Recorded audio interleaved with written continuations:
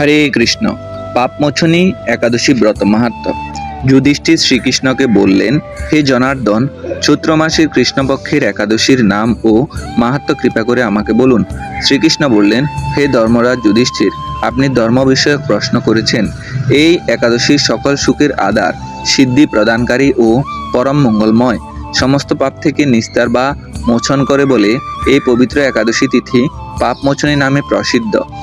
রাজা মান্ধাতা একবার লোমসমণিকে এই একাদশীর কথা জিজ্ঞাসা করেছিলেন। তার বর্ণিত সেই বিচিত্র উপাখ্যানটি আপনার কাছে বলছি, আপনি মনোযোগ দিয়ে তা শ্রবণ করুন। প্রাচীনকালে অতি মনোরম চৈত্ররথ পুষ্প উদ্যানে মণিগণ বহু বছর ধরে তপস্যা করতেন।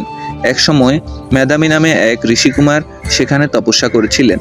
মঞ্জুঘোষা নামে এক সুন্দরী অপ্সরা তাকে বশীভূত করতে চাইল, কিন্তু ঋষির অভিশাপের ভয়ে সে আশ্রমের 2 মাইল দূরে অবস্থান করতে লাগলো।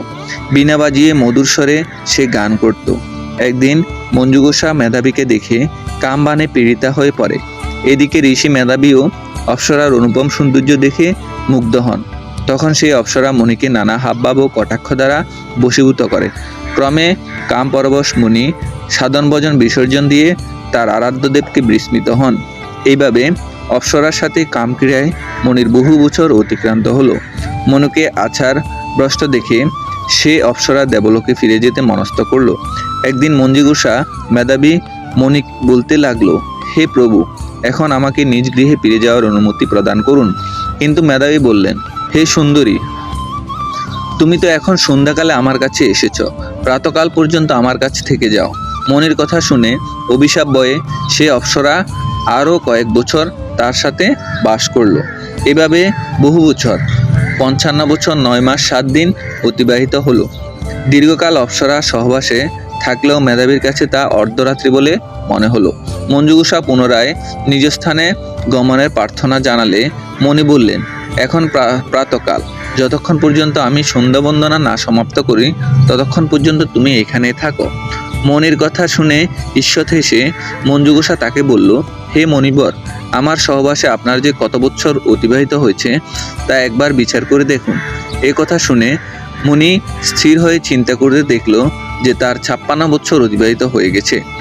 মুনি তখন মঞ্জুঘোষার প্রতি ক্রোধ পরবশ হয়ে বললেন, রে পাপিষ্টা, দুরাচারিণী, তপস্যার ক্ষয়কারী, তোমাকে ধিক, তুমি পিছাসী হও।